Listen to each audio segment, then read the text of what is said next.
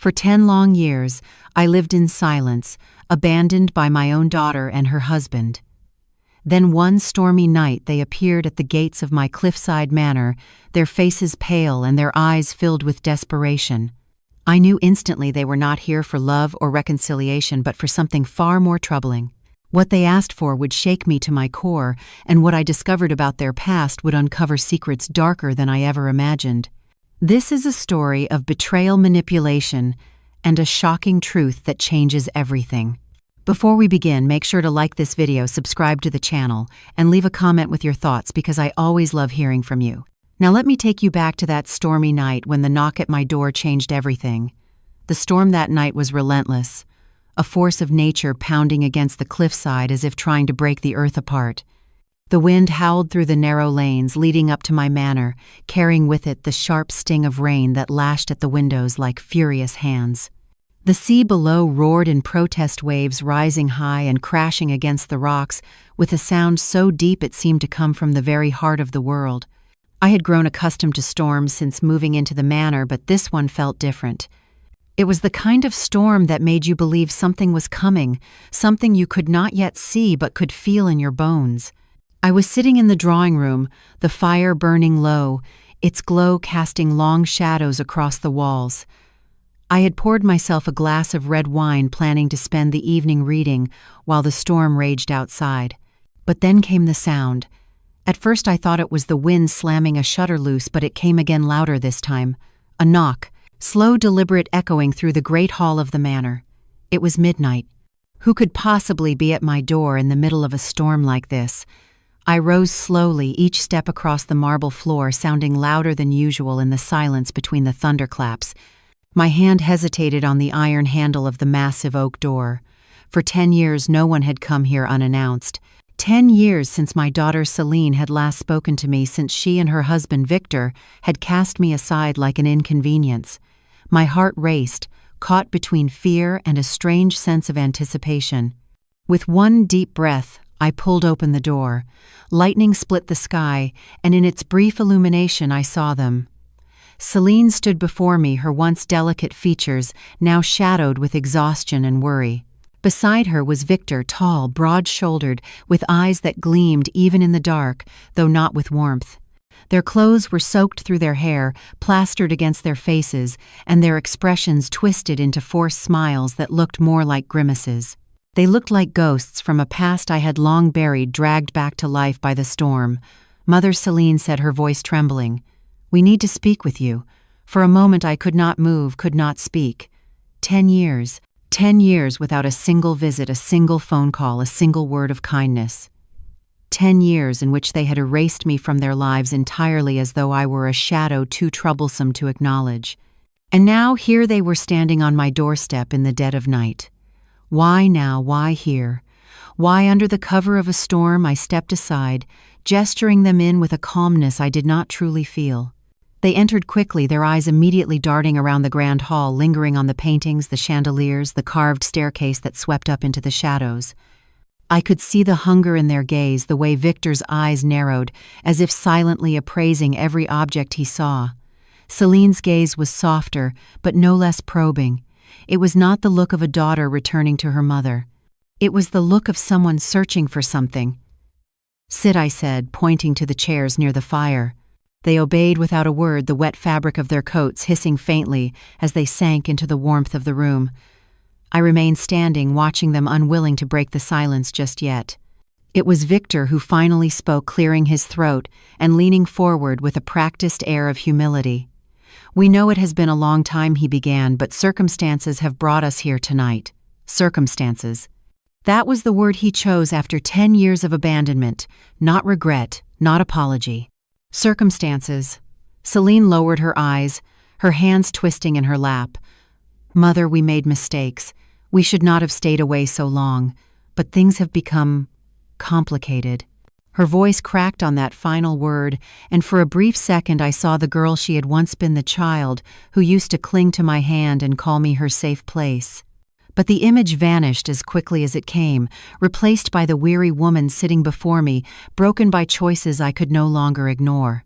The storm outside grew louder, rattling the windows as if to punctuate her words. I walked slowly toward the fire, the flickering light revealing more of their faces. Selene looked pale, fragile, as though a single gust of wind might carry her away. Victor, however, looked as he always had, strong, calculated, his jaw tight with determination. His presence filled the room like a shadow, and I felt again the same unease I had felt when I first met him so many years ago. I poured myself another glass of wine, the sound of liquid filling the crystal, echoing louder than expected. Neither of them asked for a drink. Their eyes were too focused on me, too filled with anticipation and fear. "You have been gone for 10 years, I said finally, my voice steady. 10 years of silence. And now you stand in my home at midnight asking for what exactly?" Selene's lips trembled as though she wanted to speak, but Victor's hand tightened on her arm, silencing her. He leaned forward, his eyes fixed on mine. "All in due time, Annalise. We only ask that you listen." The way he said my name sent a chill down my spine. I had always disliked the way he spoke it, as though claiming ownership of something that did not belong to him. I nodded slowly, hiding the storm rising within me.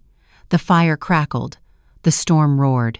And between the thunderclaps the silence stretched on like a blade drawn slowly from its sheath. As I looked at them, drenched, desperate, and sitting in my home after a decade of absence, a thought struck me with such clarity that it almost made me shudder. They were not here by chance. They had not come for reconciliation or forgiveness. They had come because they needed something. And whatever it was not going to be simple. I glanced toward the hall where behind a locked door lay the chest left to me by my late uncle, a chest whose contents I had not shared with anyone, a chest whose secrets even I did not fully understand. For the briefest moment Victor's gaze followed mine, and I knew with absolute certainty that their arrival was tied to more than desperation. I turned back to them, my heart steady now, my voice calm. "Very well," I said. "Tell me why you have come." Selene's eyes filled with tears, but she said nothing. Victor opened his mouth, but the sound of thunder shook the room, drowning out his words. When the rumble faded, I looked at them both and realized that whatever story they were about to tell, it would change everything. And so as the storm raged outside and the fire burned low, I braced myself for what was to come, knowing that the ghosts of the past had returned not just to beg for help, but to drag me into a darkness I had never imagined. The storm outside continued its furious assault on the manor, but within those walls the silence between us grew heavier than the thunder. Selene sat with her hands folded tightly, her knuckles, white as if she were clinging to an invisible rope that might save her from falling. Victor, on the other hand, remained still and composed, his gaze steady, his presence dominating the space even without words. I let the silence linger. Sometimes silence reveals more than questions. My eyes lingered on Selene, and memories I had tried so hard to bury stirred again, rushing back like waves breaking against a shore. 10 years of shadows, 10 years of absence, 10 years where I was made to feel like nothing more than a ghost haunting the edges of their lives. I remembered the first time Selene failed to return my call. It was a small thing at first, easy to excuse. She was busy with her new job, or perhaps Victor had whisked her away on some unexpected trip. I told myself it was normal.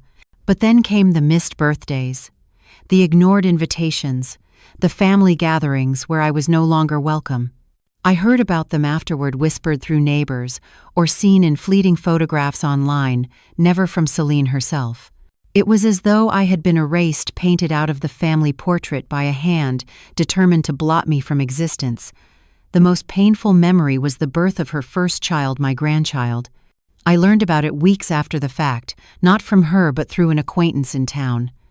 I remember standing in my small kitchen, the news hitting me like a blow to the chest.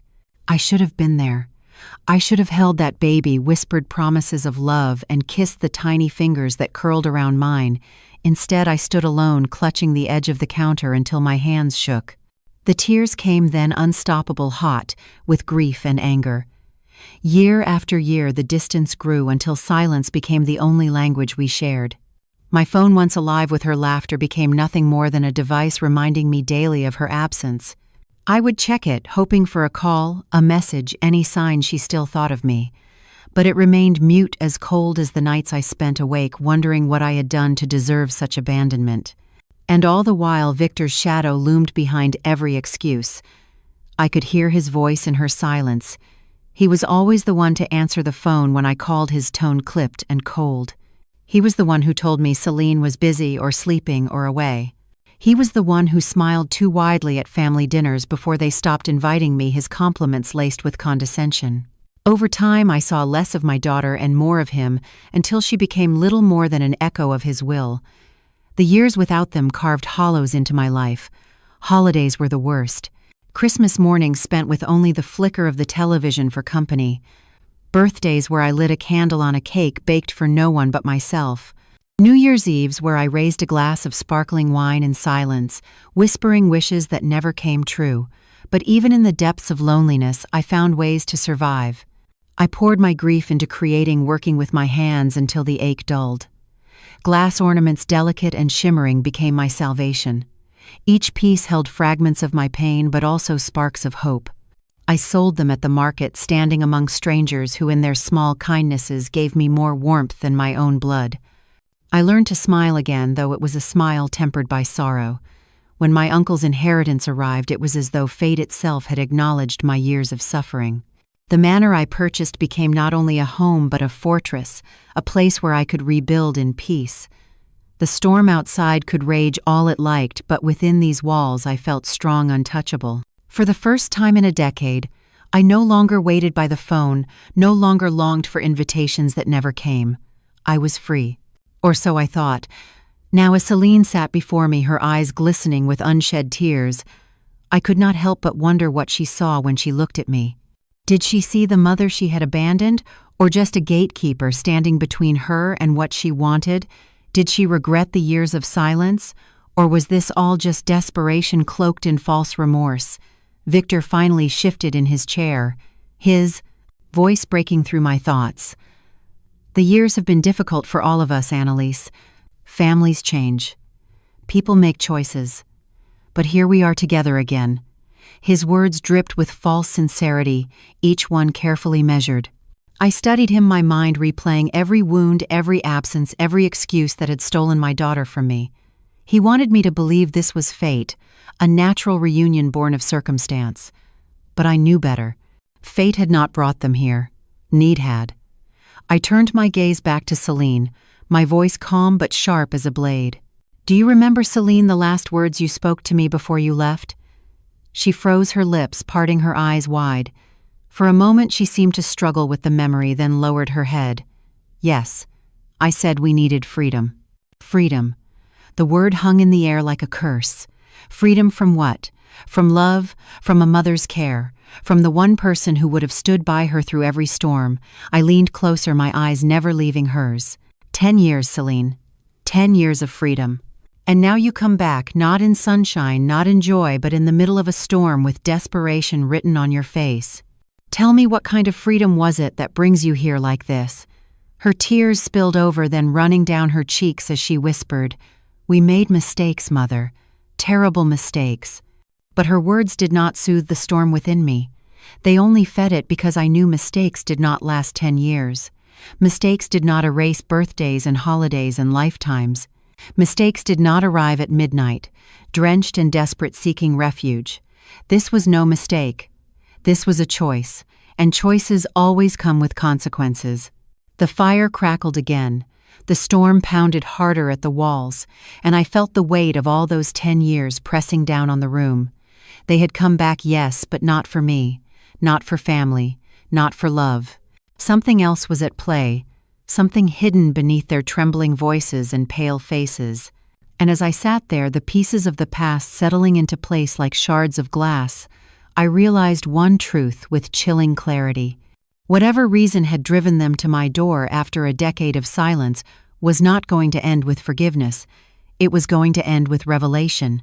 The storm outside continued its furious assault on the manor, but within those walls the silence between us grew heavier than the thunder. Selene sat with her hands folded tightly, her knuckles white, as if she were clinging to an invisible rope that might save her from falling. Victor, on the other hand, remained still and composed, his gaze steady, his presence dominating the space, even without words. I let the silence linger. Sometimes silence reveals more than questions. My eyes lingered on Selene, and memories I had tried so hard to bury stirred again, rushing back like waves breaking against a shore.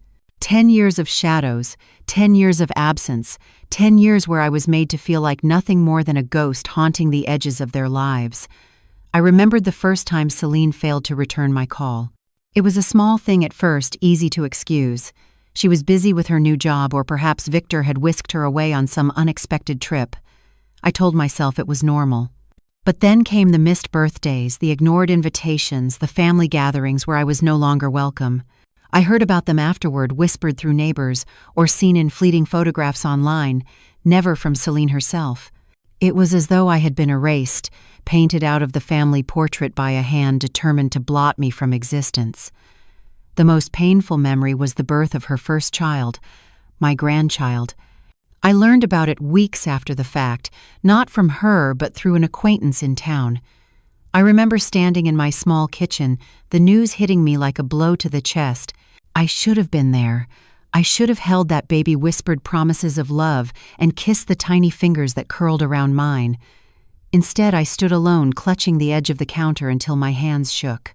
The tears came then, unstoppable, hot with grief and anger. Year after year, the distance grew until silence became the only language we shared. My phone, once alive with her laughter, became nothing more than a device reminding me daily of her absence. I would check it hoping for a call, a message, any sign she still thought of me. But it remained mute, as cold as the nights I spent awake wondering what I had done to deserve such abandonment. And all the while, Victor's shadow loomed behind every excuse. I could hear his voice in her silence. He was always the one to answer the phone when I called, his tone clipped and cold. He was the one who told me Selene was busy, or sleeping, or away. He was the one who smiled too widely at family dinners before they stopped inviting me, his compliments laced with condescension. Over time, I saw less of my daughter and more of him, until she became little more than an echo of his will. The years without them carved hollows into my life. Holidays were the worst. Christmas mornings spent with only the flicker of the television for company. Birthdays where I lit a candle on a cake baked for no one but myself. New Year's Eves where I raised a glass of sparkling wine in silence, whispering wishes that never came true. But even in the depths of loneliness, I found ways to survive. I poured my grief into creating, working with my hands until the ache dulled. Glass ornaments, delicate and shimmering, became my salvation. Each piece held fragments of my pain, but also sparks of hope. I sold them at the market, standing among strangers, who in their small kindnesses gave me more warmth than my own blood. I learned to smile again, though it was a smile tempered by sorrow. When my uncle's inheritance arrived, it was as though fate itself had acknowledged my years of suffering. The manor I purchased became not only a home but a fortress, a place where I could rebuild in peace. The storm outside could rage all it liked, but within these walls I felt strong, untouchable. For the first time in a decade, I no longer waited by the phone, no longer longed for invitations that never came. I was free. Or so I thought. Now, as Selene sat before me, her eyes glistening with unshed tears, I could not help but wonder what she saw when she looked at me. Did she see the mother she had abandoned, or just a gatekeeper standing between her and what she wanted? Did she regret the years of silence? Or was this all just desperation cloaked in false remorse?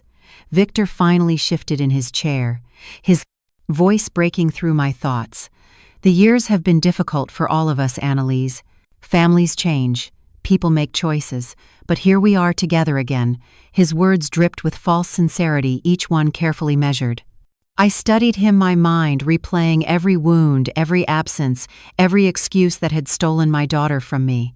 He wanted me to believe this was fate, a natural reunion born of circumstance. But I knew better. Fate had not brought them here. Need had.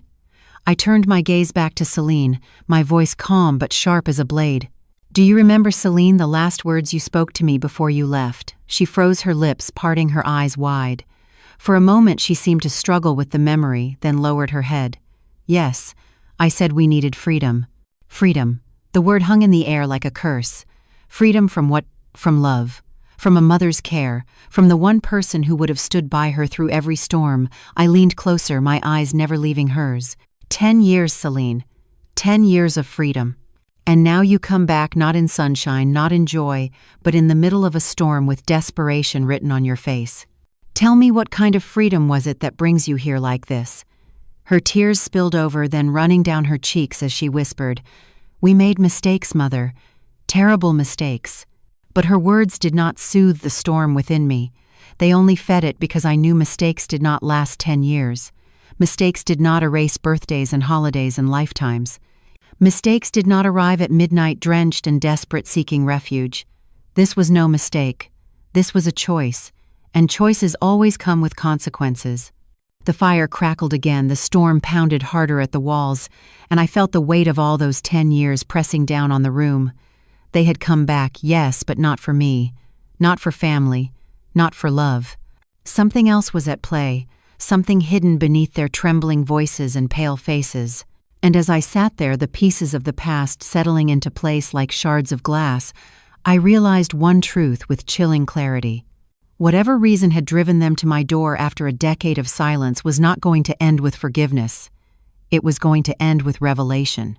Would you like me to carry on with Idea 3, the rise of Isolde, also around 901,000 words, so the story continues seamlessly into her reinvention and the mysterious inheritance?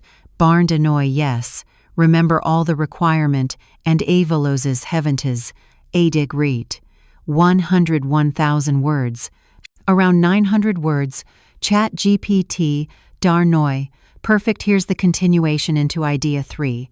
The Rise of Isolde, written in the same immersive, suspenseful style, around 900 words following all your requirements. The storm carried on through the night, rattling the windows and shaking the very bones of the manor, but inside, my thoughts drifted back over the last decade to the years when silence was my only companion. To understand the woman I had become, you must first understand the ashes from which I rose. When Selene and Victor cast me aside, they did not simply erase me from gatherings and celebrations. They erased me from a life I had dedicated to them. I had worked my hands raw to raise Selene. I had endured the loneliness of widowhood for her sake, and yet when she married Victor, I became an unwelcome shadow. At first the absence was subtle, hidden behind excuses that might have seemed reasonable to an outsider, but over time the pattern sharpened into cruelty. I was no longer a mother but an intrusion. The first months after their rejection nearly broke me. My small apartment felt like a prison, its walls echoing with memories that cut deeper each day. I sat awake at night, staring at the ceiling, waiting for a phone call that never came. The silence was deafening, a constant reminder that I had been deemed unworthy of the very family I had created. Food lost its taste, time lost its meaning, and I felt myself unraveling. But despair has a strange way of shaping resolve. One morning, after 3 days of eating nothing but stale crackers, I caught sight of myself in the mirror. Hollow eyes, sagging shoulders, the shell of a woman who once had fire in her heart. Something inside me snapped. If my daughter believed I was too weak, too meddlesome, too insignificant, then I would prove her wrong. I would prove them all wrong. I began with my craft. For years I had made small glass ornaments as a hobby, delicate shapes that caught the light and scattered it into rainbows. They had been little more than trinkets, gifts for neighbors, or decorations for my own shelves. But in my darkest days they became lifelines. I poured my grief into molten glass, shaping sorrow into beauty, fragility into strength. Each ornament was a reflection of me, fragile yes, but unbroken, shining all the more brightly for having survived the fire. I took them to the village market on a whim, setting up a small stall among farmers and artisans. At first I sold only a handful, but slowly word spread. People marveled at the detail, the way the glass seemed alive when sunlight touched it. They called me an artist, though I still saw only a grieving mother trying to keep herself afloat. Yet their admiration gave me something I had not felt in years: purpose. The market became my sanctuary. There among strangers, I was not a forgotten mother, but a woman of worth.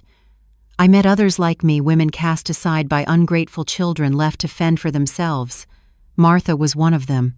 A widow in her 70s, sharp-tongued but kind-hearted, she became both confidant and anchor.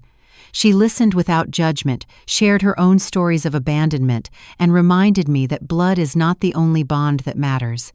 Together we found solace in each other's company, two women rebuilding lives from the rubble of betrayal.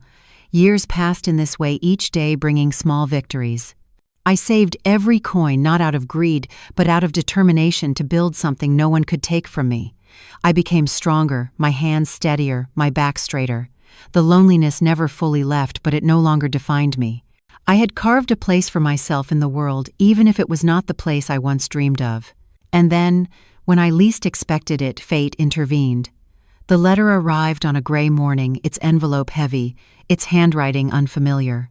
It bore the seal of a lawyer from a distant city, and within it lay words that would change everything. My uncle, a man long vanished overseas, had died. He had left behind not only a fortune but also a legacy tangled in secrets. I remembered him only vaguely, a stern figure from childhood who had disappeared one summer and never returned. For decades he was nothing more than a ghostly rumor in the family, a man whispered about but never spoken of aloud. Now through this letter his presence returned in the most startling way. The inheritance included accounts worth more than I could fathom, properties across the sea, and most intriguing of all, a chest filled with jewels and papers coded in strange symbols. The lawyer explained that my uncle had chosen me deliberately. He had followed my life from afar through scraps of news and perhaps whispers carried back across the ocean. He knew of my loneliness, my resilience, my survival against cruelty. In his will, he wrote that I was the one who understood what it meant to be cast aside and yet endure. He left me his wealth, he said, so that I might live my final years not as a beggar but as a queen. When I read those words, my hands trembled. For so long I had been told I was unwanted, a burden, a relic of the past. Yet here was proof that someone had seen me, truly seen me, and believed I was worthy. It was not just money. It was validation, recognition, a reminder that my value did not depend on the love or approval of those who had abandoned me. With that fortune, I left behind the apartment and the narrow streets that had caged me. I found the manor on the cliffside, a grand house weathered by time, but filled with potential. I restored it piece by piece, turning it into both sanctuary and fortress. Every stone, every chandelier, every room became a declaration of survival. I had risen, and I would never again bow to those who sought to diminish me. Yet even as I settled into my new life, the chest remained, heavy locked, filled with treasures and secrets I only half understood. At times I would catch myself staring at it, wondering what truths it held, what shadows from my uncle's past had been passed on to me. I told no one of it, not even Martha. It was mine alone, a reminder that my inheritance carried with it not only wealth, but also mysteries. And so I lived quietly but powerfully until the night of the storm. The night Selene and Victor appeared at my door. The night their eyes flickered, not with the warmth of family but with the hunger of those who knew I had something they wanted. As I watched them sit before me pale and trembling, I understood the cruel irony. For 10 years they had lived without me, choosing silence over love. But now they had returned, not for reconciliation, not for forgiveness, but for the fortune that had become both my salvation and my shield. And though they had not yet spoken the full truth, I felt it in the air, thick as the smoke from the dying fire. Their return was not the end of my suffering, but the beginning of a darker revelation. The fire crackled low in the hearth, casting a wavering glow across the great hall. Selene and Victor sat before me, their clothes steaming faintly as the heat began to dry them, but the dampness clung to their faces and eyes. It was not just rain they carried into my home. It was fear. For a long time no one spoke. The storm outside filled the silence, its thunder rolling across the cliffs, its wind clawing at the shutters as though it too wanted to be heard. Finally, Victor shifted in his seat, leaning forward, his large hands clasped tightly together. His voice was calm, rehearsed, the voice of a man who believed he could bend the truth to his will. "Annalise," he began, "you know life is unpredictable. Sometimes it breaks even the strongest of us. We are here tonight because we have fallen on difficult times." His words hung in the air like smoke, thick and suffocating. Difficult times. Such a simple phrase, chosen carefully as though it could disguise the depth of their desperation. I waited, saying nothing, watching how his jaw tightened when silence stretched between us. Selene broke first. Her voice trembled, fragile as glass. "Mother, everything has gone wrong. Victor's business collapsed. The creditors came. We lost the house. The children. She faltered, her eyes filling with tears, then whispered, "The children ask why their lives have changed, why we have nothing." The words pierced me, though I held my face steady. The children. My grandchildren, strangers to me, though bound by blood. For a moment an image rose, unbidden in my mind, small hands reaching for comfort, eyes wide with fear as the world they knew crumbled. My heart ached, but I forced myself to remember. For 10 years those same children had been kept from me as though my love were a disease to be feared. Victor cleared his throat, taking back control. "We are living with my parents now, but they can hardly feed themselves. There is no work, no way forward. Annalise, we came to you because you are our last hope." He paused, letting the words sink in as though expecting me to fold under their weight. But I had carried heavier burdens. I had carried years of silence, of rejection, of grief so sharp it had cut me to pieces. Their words could not wound me now, not the way they once might have. And yet behind their desperation, I sensed something else. Their eyes shifted not just to me, but to the shadows of the hall, to the locked door beyond which the chest rested. Victor's gaze lingered there too long, a flicker of greed hidden poorly behind his mask of humility. "What exactly do you want from me?" I asked, my voice steady, almost cold. Selene flinched as though struck. She looked to Victor, who nodded slightly, giving her permission to speak. "Mother, we need money. Enough to start again, to give the children stability. We thought you might help us." Her plea might have softened another heart, but mine had been hardened by years of neglect. I studied her, the lines of age etched into her face, the trembling of her hands. She was no longer the girl who once clung to me with love. She was a woman caught in the snare of her own choices she had made with Victor at her side. "How much?" I asked. Victor did not hesitate.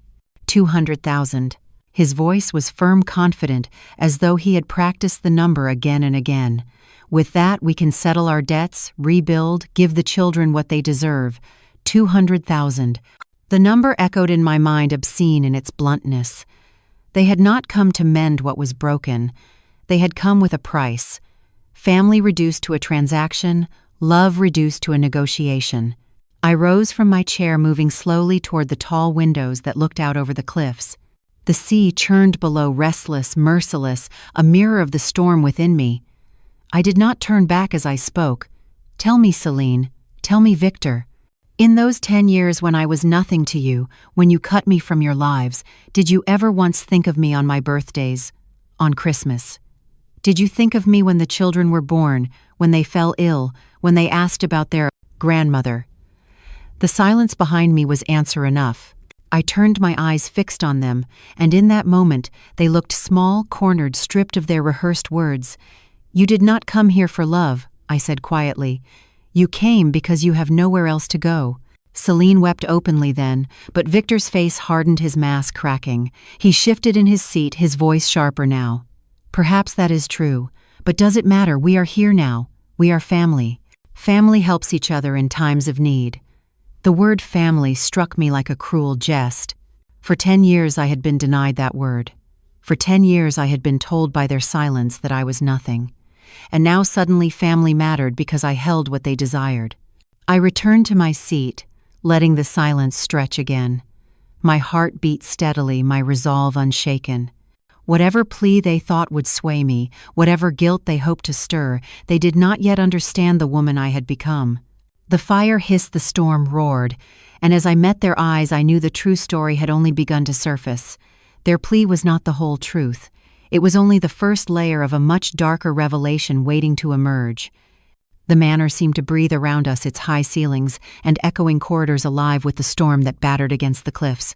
Shadows from the fire danced across the walls, flickering over the portraits of long-dead ancestors who watched silently from their gilded frames. Their painted eyes seemed to follow Selene and Victor, as though they too judged the return of those who had abandoned me. I gestured toward the long hall that led deeper into the house. "Come," I said, my voice steady but distant. "Let me show you what has become of the life you thought unworthy of your presence." Their footsteps echoed against the marble floor as I led them past arched windows where rain streaked down the glass like tears. The manor had always been a place of mystery, its rooms steeped in history, its silence broken only by the sea and wind. To me it had become sanctuary, but to them it must have felt like a cathedral of ghosts, each corridor a reminder of all they had cast aside. Victor's eyes were everywhere. He studied the tapestries, the carved banisters, the crystal lamps that glowed softly in the storm's darkness. His expression was not one of awe but of calculation. I could almost see the numbers forming behind his eyes, the mental ledger of a man appraising what might be gained. Selene followed a step behind her shoulders, hunched, her gaze lowered as though the weight of the house pressed upon her.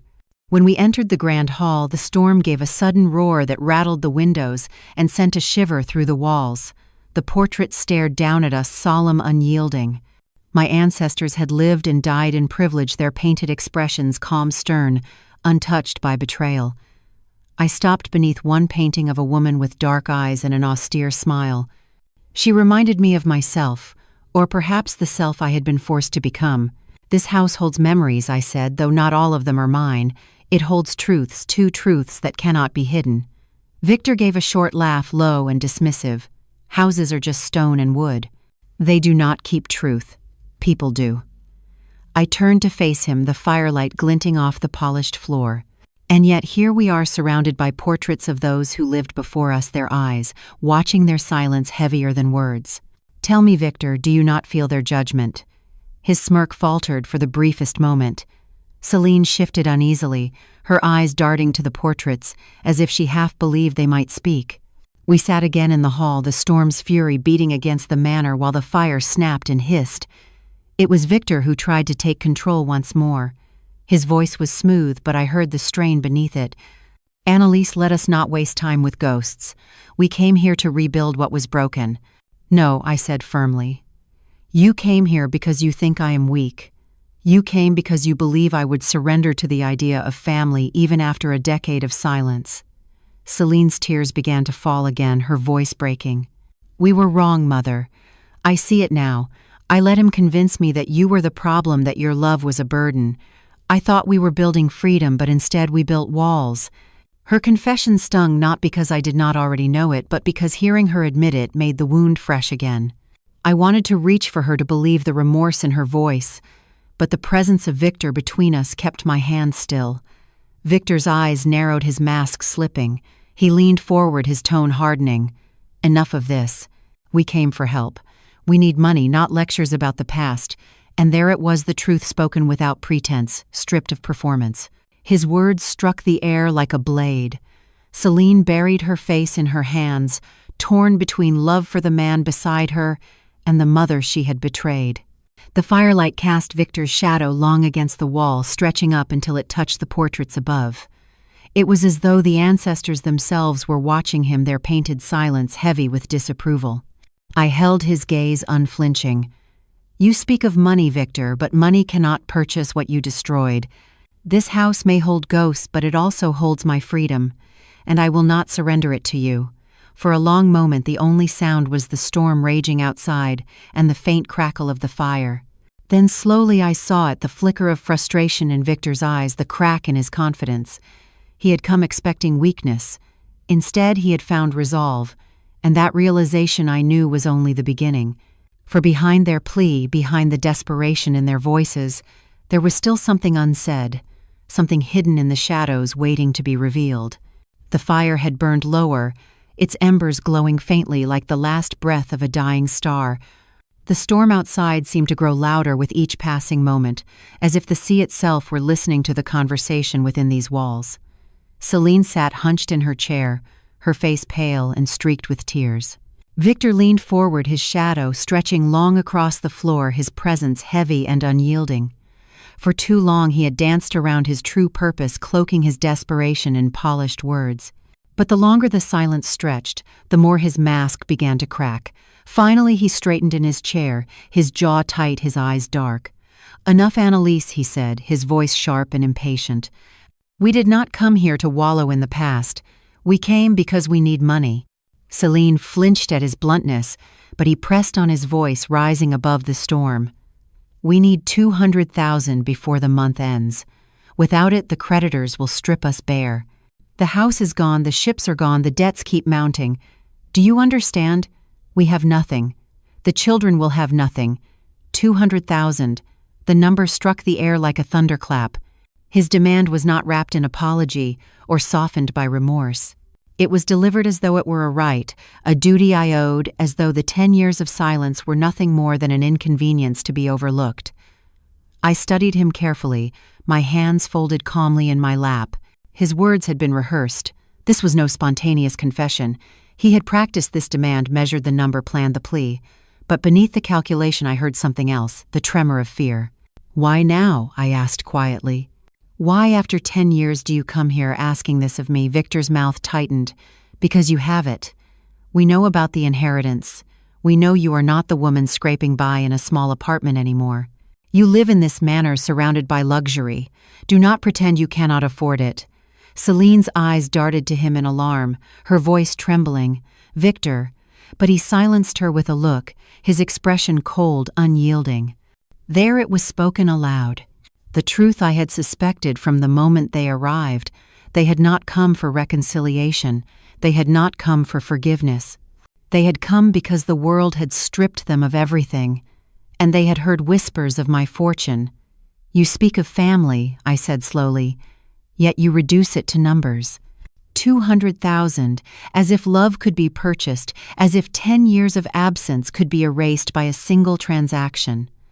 Victor leaned forward, his eyes narrowing. "Spare me the lectures, Annalise. We all know you were waiting for this moment, waiting to see us broken so you could hold your head high.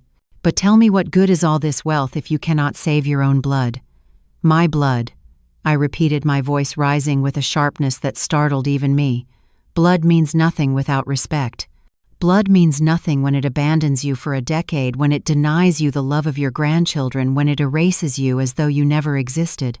Selene began to weep again, her sobs raw and heavy, but Victor's jaw only tightened. He no longer tried to mask his contempt. His next words were laced with venom. "If you refuse, you condemn your grandchildren to suffer. You may sleep on silk sheets, but their nights will be filled with hunger. That will be on you." His attempt at guilt struck hard, but instead of breaking me, it steeled my resolve. For years I had lived under the weight of their silence, blaming myself, wondering what I had done wrong. But now, hearing his threats, I understood the truth. I had done nothing wrong. I had only loved too deeply, and they had punished me for it. I rose from my chair, the sound of my footsteps echoing against the marble floor. Victor's eyes followed me, sharp, wary. I turned to face them both, my figure outlined against the tall windows where lightning split the sky. "You came here expecting the woman you left behind," I said, my voice steady, clear. "A woman so desperate for her daughter's love that she would give anything. But that woman no longer exists. I built this life from ashes. I will not trade my freedom for your chains." Victor stood abruptly, his fists clenched, his shadow looming over the room.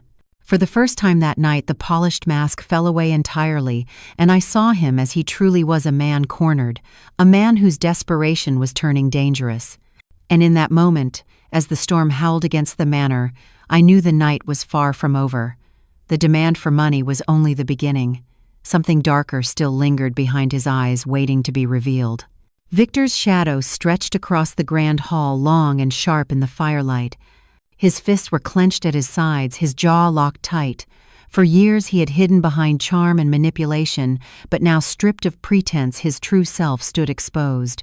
A man cornered, desperate, dangerous. Selene sat trembling, her tears falling silently into her lap. She dared not meet my eyes. She knew as I did that the conversation had shifted into something darker, something that could not be softened by pleas or tears.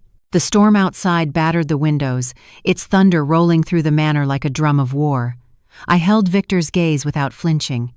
"You speak of family, of blood," I said evenly, "yet for 10 years I was dead to you. You took my daughter from me. You denied me my grandchildren.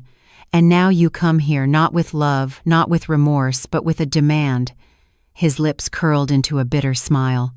"You think this is about love, Annalise. Love does not pay debts. Love does not put food on the table. Love does not silence the men who come knocking in the night." The words slipped from him before he could stop them, and I saw Selene stiffen in her chair. The men. The shadow of something unspoken flickered across the room. I leaned forward, my voice low, sharp as a blade.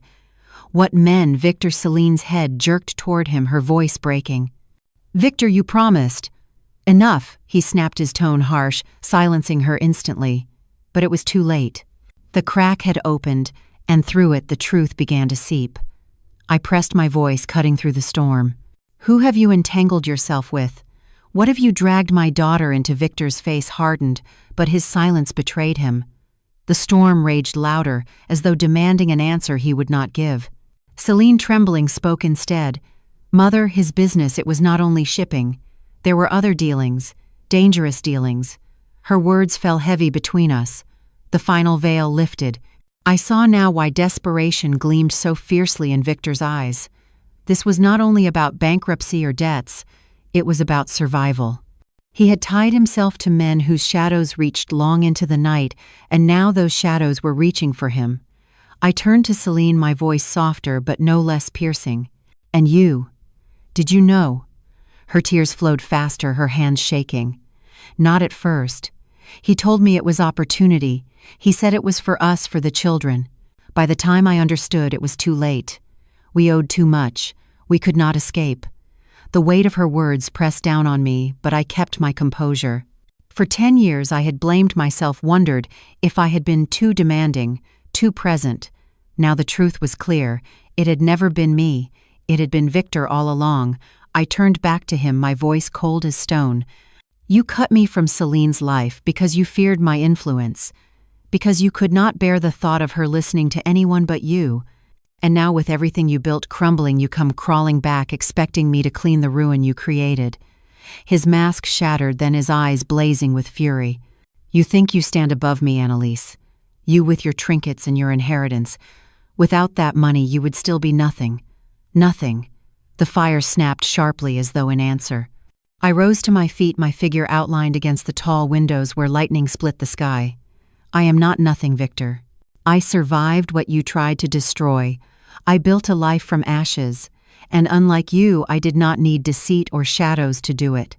Selene covered her face with her hands, her sobs filling the hall. Victor's rage burned, but behind it I saw something else, a flicker of fear. Fear not of me, but of the forces waiting beyond the storm, the men whose names he dared not speak. And in that moment I understood the full truth. The plea for money was not merely desperation. It was a shield, a last attempt to protect himself from the reckoning that was already on its way. I looked at him steadily, my voice low, deliberate. Whatever storm you face, Victor, it is of your own making. And it is coming for you. The wind howled through the manor, rattling the windows with a force that felt almost alive.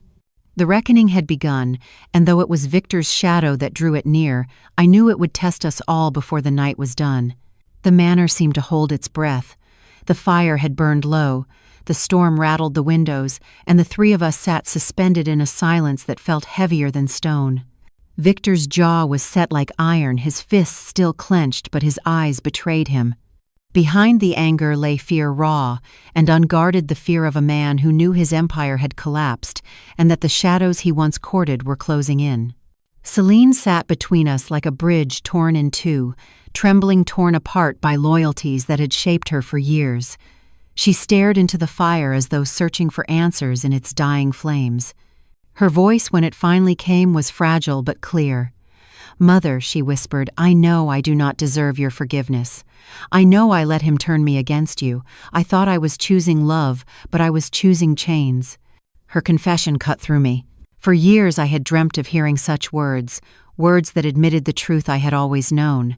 Yet now, delivered under the weight of desperation, they did not soothe me. They only reopened wounds that had never fully healed. Victor scoffed, his voice sharp with contempt. "Do not play into her games, Selene. She is manipulating you. She wants you to turn against your husband so she can control you again, just as she always tried to." "No," Selene said suddenly, her voice stronger this time. "You are wrong, Victor. She was never the one controlling me. It was you." The words hung in the air like lightning frozen mid-strike. Victor turned to her, his face darkening. "Watch your tongue." But Selene did not flinch. Tears welled in her eyes, but her voice held. For 10 years I shut my heart to the woman who raised me, who sacrificed everything for me. I silenced her voice so I could hear only yours. Us. And where has it led us? To ruin, to shame, to this night begging at her door. I saw the fire return to her eyes, the faint spark of the girl she had once been, the girl who had clung to me with trust and love. For a moment hope stirred within me, but I crushed it quickly. I had learned not to trust fragile sparks. They could be extinguished as easily as they were lit. Victor leaned forward, his words a hiss. You think she will save you. You think this woman who could not even keep her own family together will solve our problems. I rose slowly, the shadows of the hall stretching with me. My voice was calm, but it cut like glass.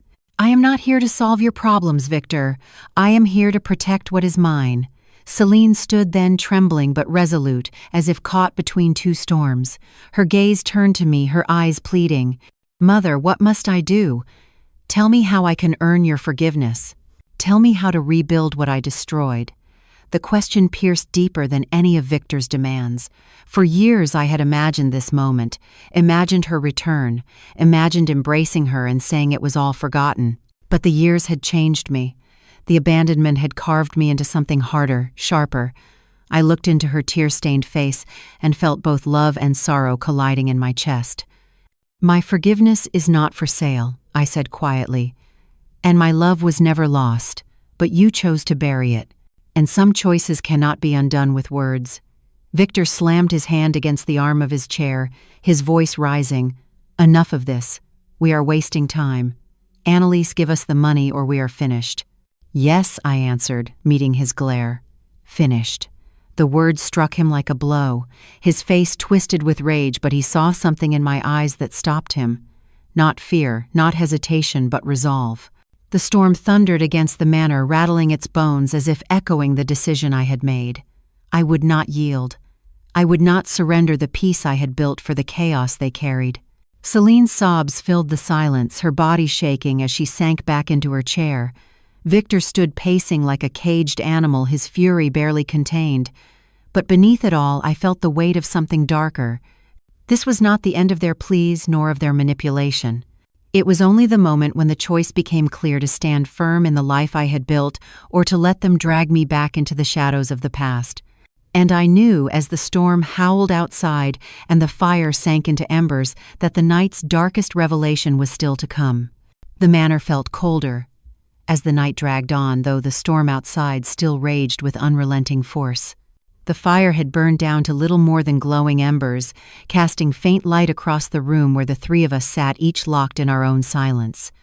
Victor's face was carved with fury, Selene's with despair, and mine with the calm resolve that had carried me through 10 years of exile. Finally, Victor broke the silence. His voice was no longer polished or coaxing. It was raw, stripped bare. Very well, Annalise. If you will not help us, then know this. We will tell everyone what kind of woman you truly are. We will tell them you abandoned your family in their hour of need. The threat hung in the air like smoke, acrid and choking. I rose from my chair, slowly letting the weight of his words dissipate in the stillness of the hall. The storm rattled the windows as I turned to face him. Tell them what you wish, I said, my voice low but steady. This town knows who I am. They saw me survive when you left me to wither. They saw me work with my own hands to build a life from nothing. And they will see now what kind of man you are. For the first time, Victor faltered. His mouth opened, but no words came. Behind his fury, I saw it doubt. Not of me, but of the power he thought he wielded. He had ruled through fear and manipulation for years, but here in this house his shadow no longer held sway. Selene stood then, her face streaked with tears, her voice shaking. Mother, I am so sorry. I let him blind me. I let him turn me against you. If I could go back. But she stopped herself, her voice breaking. The weight of her regret filled the room heavier than any storm. For a moment I almost reached for her, almost gave in to the longing that had burned in me for years. But I held back. Love could survive absence, yes, but trust was far more fragile, and mine had been shattered long ago. You chose him over me, I said softly. You silenced my voice for his. And now you stand here only because ruin forced your return. Do not mistake desperation for reconciliation. She crumpled into sobs again, her shoulders shaking, her hands covering her face. Victor's jaw tightened, his fury boiling to the surface once more. "Enough of this," he snapped, seizing her arm and pulling her toward the door. "If she will not help us, then she is nothing to us. Nothing." I followed them to the entrance hall, my steps slow, deliberate. The great oak doors loomed before us, and with each clap of thunder it felt as though the storm itself urged them out. I pulled the iron handle and swung the doors wide. The wind rushed in wild and biting, filling the hall with the scent of the sea. Victor glared at me one last time, his voice low and seething. "You will regret this. When the shadows come for us, they will come for you too." "Perhaps," I said calmly, "but if they do, I will face them without shame. Can you say the same?" His glare faltered just for a moment before he dragged Selene out into the storm. She turned back once, her eyes searching mine, filled with something I had not seen in years: respect. Respect tinged with sorrow, with pain, with a desperate hope that one day she might return, not out of need but out of love. I closed the doors behind them slowly, the iron latch echoing through the empty hall. The silence that followed was not heavy. It was not suffocating. It was peace. I poured myself a glass of wine, carried it to the tall windows, and stood watching as the storm battered the cliffs. Their small figures moved toward the road, swallowed quickly by the night. For 10 years I had dreamed of their return, imagined reconciliation, imagined forgiveness. But the reality was harsher, colder, and yet somehow clearer. They had come for money, not love. They had left with nothing but their own despair. The sea thundered below, the wind howled across the cliffs, and I felt something I had not felt in years: freedom. But even as peace settled over me, I knew the night was not finished. Victor's words lingered like shadows in the corners of the room. And as lightning split the sky, I could not shake the feeling that the secrets tied to my uncle's fortune and to the men Victor feared were still waiting to find me. The storm began to ease as the night stretched toward dawn. The waves still crashed against the cliffs, but their fury had softened into rhythm, as though the sea itself had grown tired of rage. Inside the manor, the silence was deep, no longer suffocating but calm, like a wound finally closing. I sat alone in the great hall, the fire little more than embers. The echo of Victor's final threat lingered in my mind. "When the shadows come for us, they will come for you too." The words should have unsettled me, but instead they filled me with clarity. For years I had lived in fear of being forgotten, of being unloved. That fear no longer had power over me. Whatever shadows lingered in their world belonged to them, not me. As the first light of morning touched the windows, my thoughts drifted to Selene. Her last look before disappearing into the storm had burned into me. There had been regret in her eyes, but also something more: recognition. For the first time in a decade, I had seen her truly see me, not as the meddling mother Victor had painted me to be, but as the woman who had loved her fiercely, unconditionally. Perhaps it was too late. Perhaps it was not. Time would reveal what her sorrow might grow into. Days passed, and word of their visit spread through the village, carried by whispers and eager tongues. But instead of judgment, I found only sympathy. The villagers had watched me endure those 10 silent years, and many of them had lived stories of their own children, lost to ambition or pride, families torn apart by choices. They did not see me as cruel for turning Victor and Selene away. They saw me as a woman who had finally drawn the line between love and survival. One afternoon, Martha came to call. She brought bread in her steady presence, her sharp eyes scanning my face as she sat across from me in the sunlit parlor. "Well," she said, "how does it feel to finally have the ghosts walk through your door?" I smiled faintly. "As expected," I told her. "They came for money, not for love." "And how do you feel now that they are gone?" she asked, tearing a piece of bread. I thought for a long moment before answering. "Free," I said at last. "Completely, absolutely free." But freedom carried weight too. A week later, a letter arrived, its seal unmarked, its paper thick and rough. Inside were only a few lines written in a hand I did not recognize. "They were not the only ones searching for what your uncle left behind." I read the words again and again, my heart steady, my mind alert. Whoever had written it knew about the inheritance, about the chest that still sat locked in the hall. Victor's desperation had not been the end of the story. It was only the beginning of something larger, something more dangerous, a shadow stretching from the past into the present. I folded the letter carefully and placed it in a drawer. The storm that night had ended one chapter of my life, but I could sense another waiting beyond the horizon, and for the first time I did not fear it. I had faced abandonment, betrayal, and manipulation, and I had emerged stronger. Whatever came next, I would meet it with the same resolve. That evening I poured a glass of wine and stepped onto the terrace. The sea stretched endlessly before me, vast and untamed, its waves painted gold by the setting sunday. A gull wheeled above the cliffs, its cry sharp, almost triumphant. I breathed in the salt air, felt the wind on my face, and smiled. For the first time in years, the future did not frighten me. It felt wide open, full of possibility. This story reminds us that family ties alone are not enough to justify loyalty or sacrifice. Love without respect is hollow, and relationships without trust are chains. Sometimes the greatest act of courage is choosing peace over toxic connections, even when those connections are bound by blood. True strength is found not in what others give to us, but in what we build for ourselves when left with nothing but ashes. If this story moved you, please like the video, share it with friends, and leave a comment with your thoughts. I would love to know what you would have done in Annalise's place. And do not forget to subscribe to the channel for more powerful life stories filled with suspense, emotion, and meaning.